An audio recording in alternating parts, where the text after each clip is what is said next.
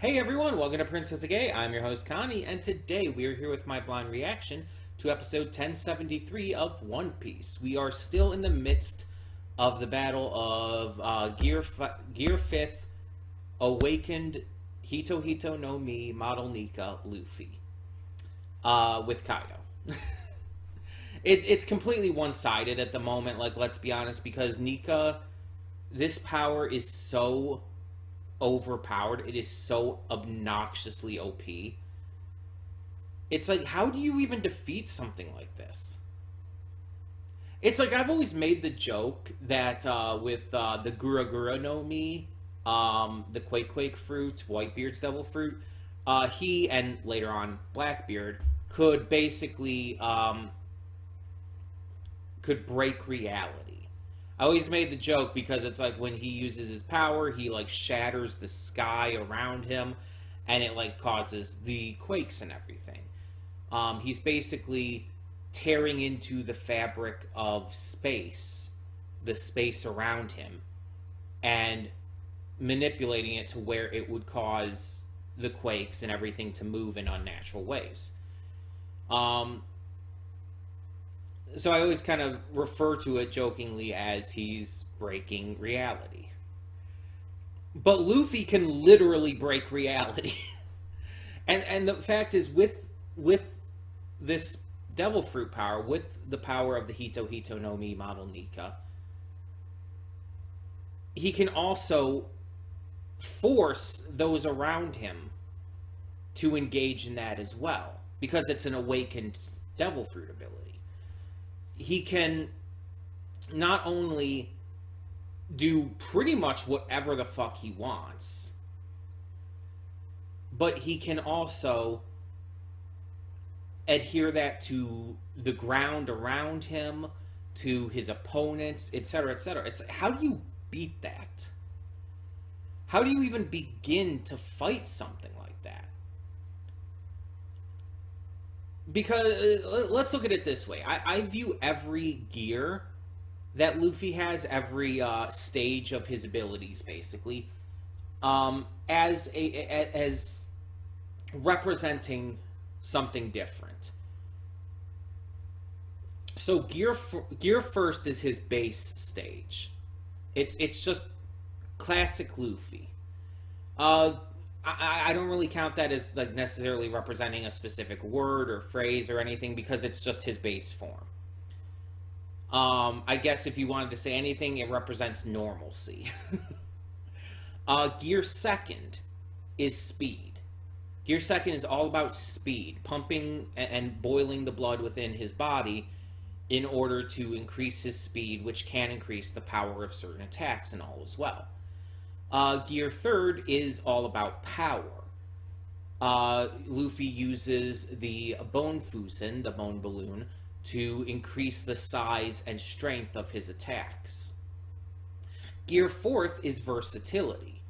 He has multiple different forms of Gear fourth, from Bounce Man to Snake Man and whatnot. And these different forms have versatile, different effects that allow for his abilities, his moves, his attacks to have more range, more usability, more versatility in general. And Gear 5th represents freedom, which is very obvious based on, you know, the story of Nika and just Luffy's general beliefs and ideals as it is. Gear 5th represents freedom. It gives him the freedom to basically do whatever the hell he wants. It's insane. It's the peak of his power. And once he learns to completely control it and completely master it, it's practically unstoppable. Because anyone could attack him with anything and he could just stop it. Someone attacks him with a sword. Oh, the sword is now a feather. Does no damage. Someone attacks him with another devil fruit, like Kizaru's lightning. Oh, he uses his power. Kizaru can't move anywhere because he's stuck in quicksand or something. Luffy turns the molds the floor, the rubber ground around him, and it's like he can't even move. It just Luffy could do what I don't know if that would actually work, but just as an example, it's like, how do you even fight something like that? How do you fight someone who can literally shape the world around him as well as himself to his imagination?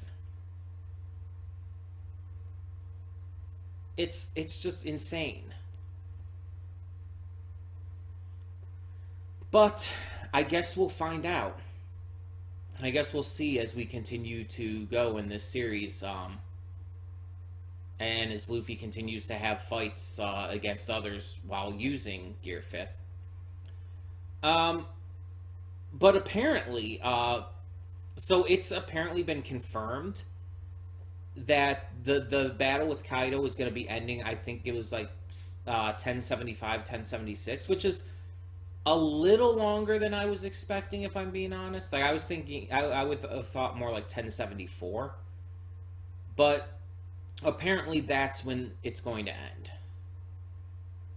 I've heard people talking about this. It's not really that big. I mean, it's a spoiler, but it's like I already knew it was going to be ending soon. I already knew that this battle was not going to be taking much longer, so I'm not really surprised. It doesn't really spoil or ruin anything for me. It's something I already kind of knew. It's just a little longer than I expected.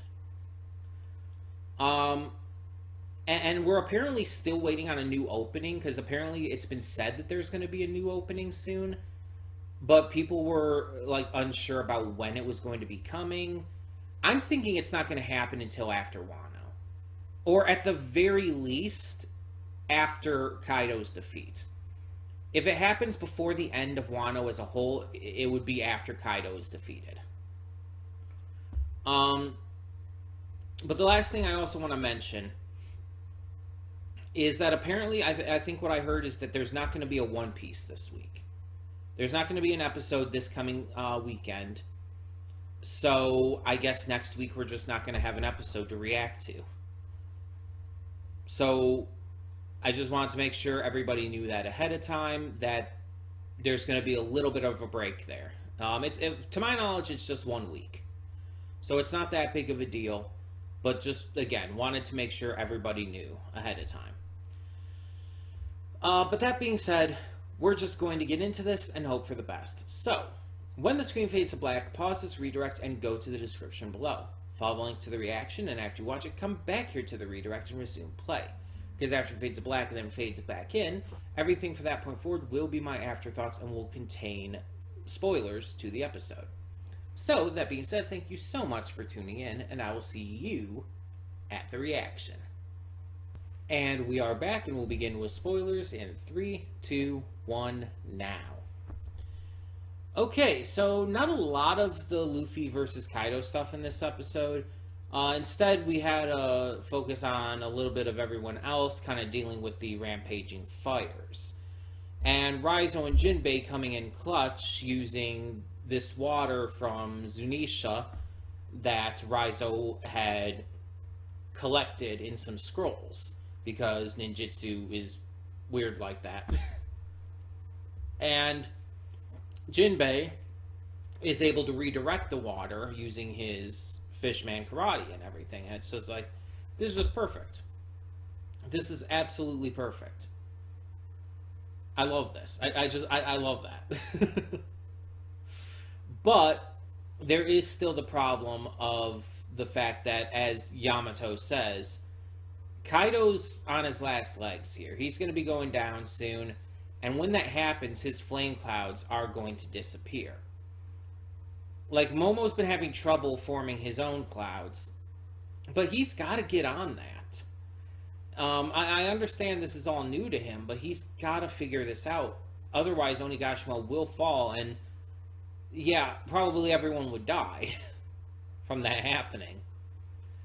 So, he's got to figure this out pretty quickly. We see Chopper has reunited with Nami, Otama, and Zeus. We see Usopp and them are trying to get through. Frankie's carrying Zoro around. Sanji's protecting the ladies. Everything's just kind of happening. And of course, we do see a little bit of the continued fight between Gear 5th Luffy and Kaido. Not too much else really occurred in this one. It was mostly pretty set to those things. Just everyone dealing with the fires and everything going on now, as well as the continued fight. So, like I said in the pre-thoughts, though, from what I heard, there's no episode this weekend, so there won't be a reaction next week. But when we come back, we will get to it as normal. The plan is that we're going to continue doing this weekly, pretty much, as the episodes come out. Just because I'm enjoying getting to these too much. It's like, shit's happening. Shit's really going down, and I'm invested in seeing that, you know? So, yeah. Once it comes back, we'll get to it again in 2 weeks. And hopefully all will continue to be good. In the meantime, though, tell me in the comments below, what did you think of this episode of One Piece? Let me know, and thank you so much for tuning in. For now, I'm Connie, and I'm signing off. See y'all next time.